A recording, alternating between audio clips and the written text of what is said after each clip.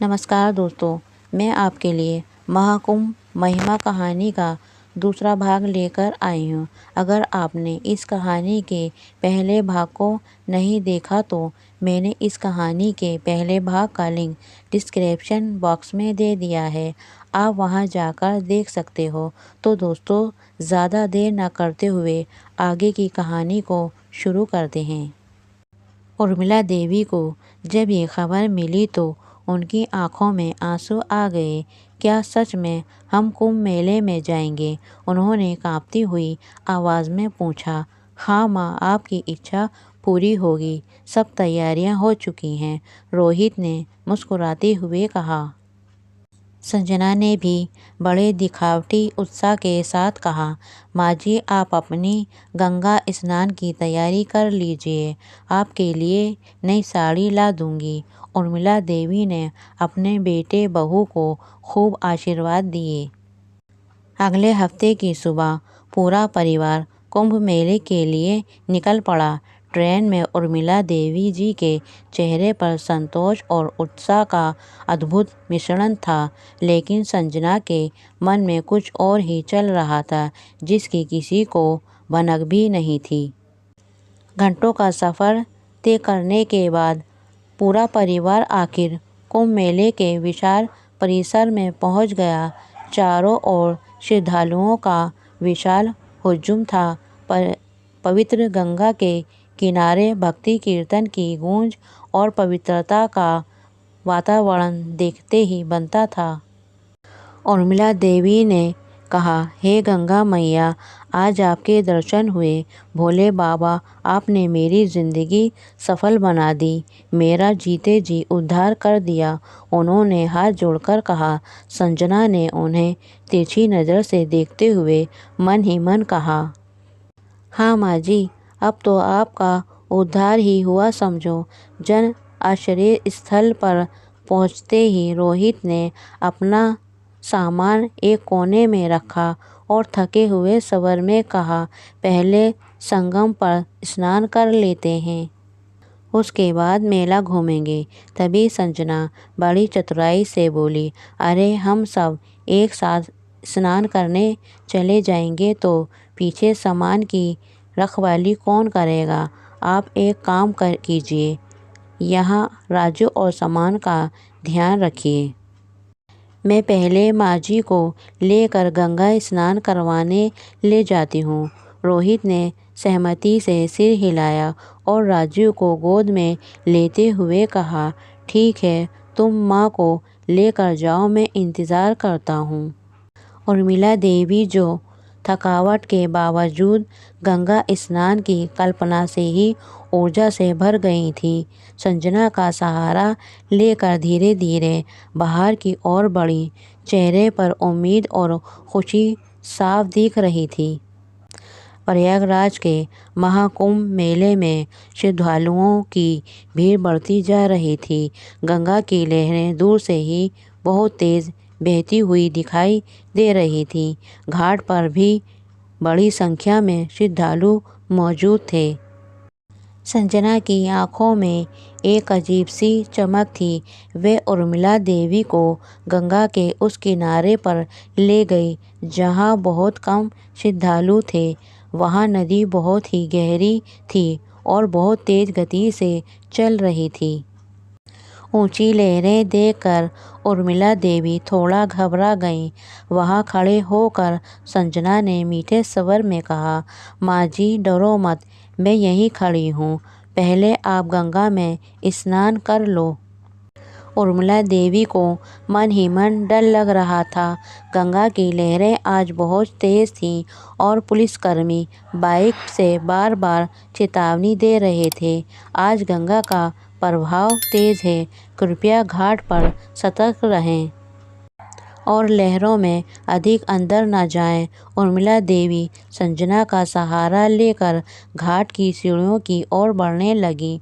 जैसे ही वे पानी के करीब पहुंची, गंगा की लहरों का तूफान और स्पष्ट दिखाई देने लगा।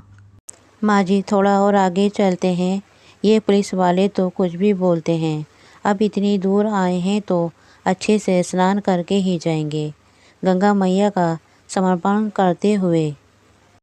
उर्मिला देवी ने कदम आगे बढ़ाए, लेकिन जैसे ही उन्होंने एक कदम और बढ़ाया, अचानक उनका पैर फिसलने लगा। चेहरा भय और बेबसी से भर गया।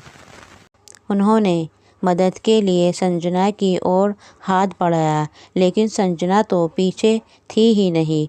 उर्मिला देवी गंगा की लहरों में फिसलते ही ज़ोर-ज़ोर से चिल्लाने लगी, "बचाओ, कोई बचाओ!"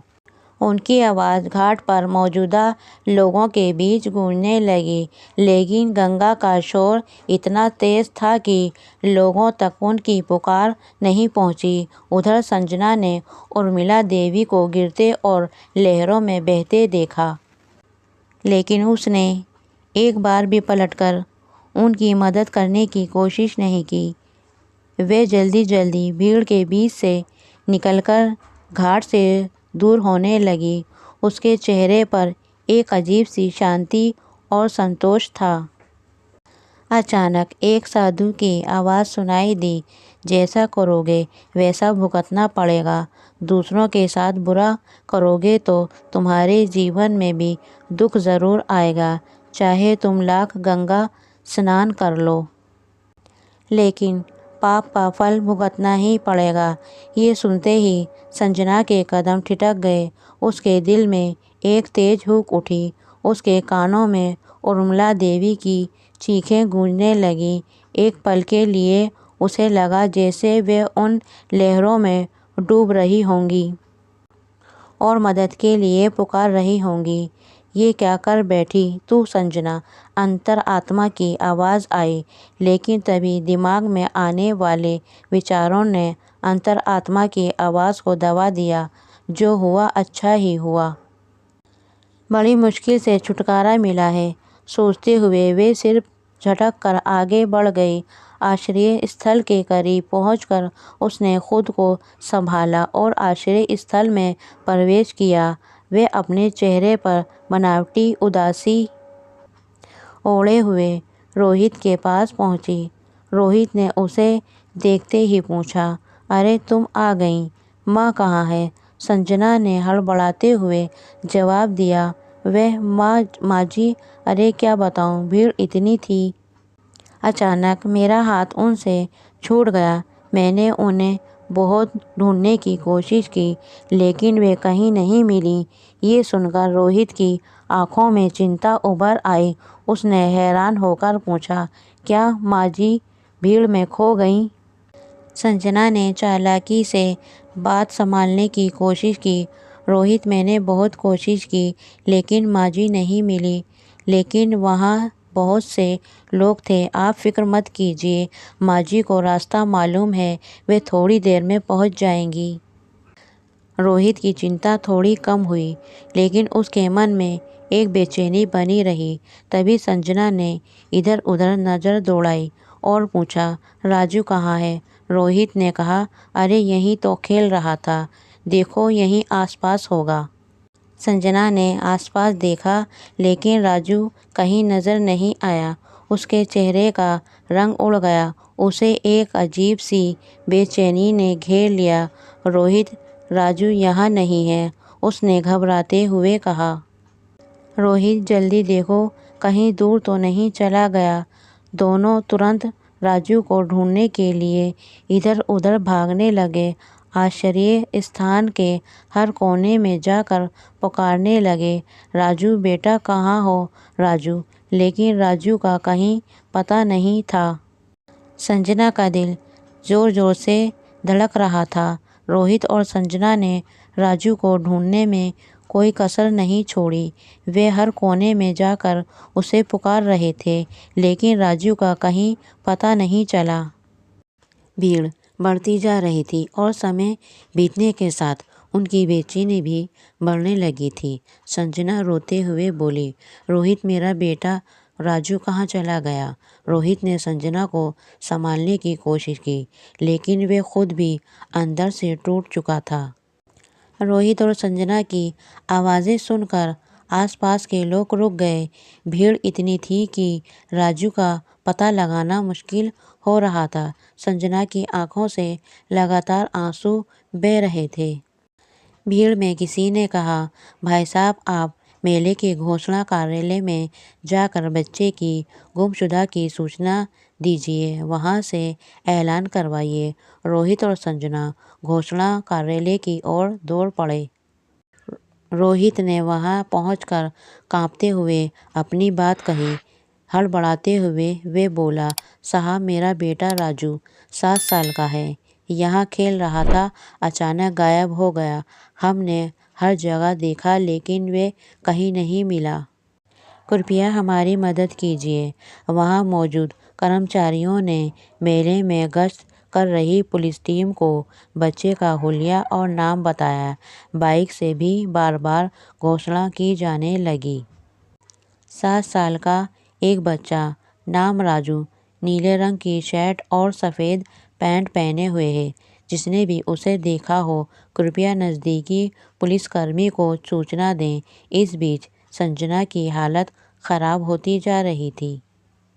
वे लगातार अपने बेटे की सलामती के लिए भगवान से प्रार्थना कर रही थी। संजना की आंखें रो रो कर सूज चुकी थीं। वे बार बार भगवान को पुकार रही थी, ए गंगा मैया, मेरे बच्चे को मुझसे वापस मिलवा दो। संजना और रोहित की हिम्मत जवाब देने लगी थी। थकान और चिंता से टूटे हुए वे आखिरकार निराश होकर जन आश्रय स्थान की ओर लौटने लगे। रास्ते में रोहित चुप था, लेकिन उसकी आंखें साफ बता रही थीं कि वे अंदर से कितना टूटा हुआ है। वहीं संजना की हालत उससे भी ज़्यादा खराब थी। संजना के कानों में बार बार उर्मिला देवी की चीखें और घाट पर सुनी गई साधु की बातें गूंज रही थीं। किसी के साथ बुरा करोगे तो भुगतान तो करना ही होगा। ये वाकया उसके दिमाग में हथौड़ी की तरह बज रहा था। उसकी आंखों से लगातार आंसू बह रहे थे और वे फूट फूट कर रोने लगी। वे मन ही मन खुद को कोस रही थी, ये सब मेरा ही किया धरा है। मैंने जो किया वही मेरे साथ हो रहा है।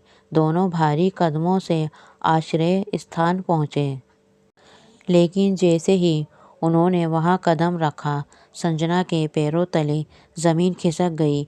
वहां एक कोने में उर्मिला देवी आराम से बैठी हुई थी। वे बिल्कुल ठीक ठाक दिख रही थीं, जैसे उनके साथ कुछ हुआ ही ना हो। माँ, रोहित की आवाज़ खुशी और हैरानी से भर उठी। रोहित दौड़कर अपनी माँ के पास गया।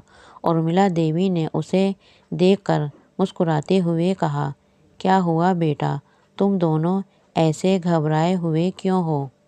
संजना वहीं खड़ी रह गई, जैसे किसी ने उसे जड़ कर दिया हो। उसकी आंखें फटी रह गईं। उसे समझ नहीं आ रहा था कि ये कैसे संभव है। दरअसल उर्मिला देवी को डूबते देख एक नाविक जो वहीं से गुजर रहा था, उसने उनकी मदद की और घाट पर वापस लेकर आया। कुछ देर तक वे बेहोश रहीं, लेकिन जैसे ही उन्हें होश आया, उन्होंने खुद को लोगों से घिरा हुआ पाया। बहू संजना, जिसके भरोसे वे यहाँ तक आई थीं, वह गायब थी। अपनी माँ को देखकर रोहित बोला, आप कहाँ चली गई थी माँ? अब तो संजना पसीने से तरबतर हो उठी। उसकी पोल जो खुलने वाली थी। उर्मिला देवी बड़े गौर से अपनी बहू की ओर देख रही थी। संजना उनसे नज़रें चुरा रही थी। तभी उर्मिला देवी बोली, कुछ नहीं बेटा, बस भीड़ में मेरा हाथ छूट गया था और मैं रास्ता भटक गई थी। एक पुलिसकर्मी से कहा तो वे यहाँ तक छोड़कर गया। ये सुनकर संजना तो जैसे काटो तो खून नहीं। माँ जी ने झूठ क्यों बोला, क्या मुझे बचाने के लिए? अब तो संजना खुद अपनी नज़रों में ही गिर चुकी थी। रोहित ने गहरी सांस लेते हुए कहा, माँ, आपको कुछ हो जाता तो हम क्या करते? शुक्र है भगवान का। उर्मिला देवी ने धीमी सी मुस्कान के साथ रोहित के कंधे पर हाथ रखा। बेटा सब ठीक है।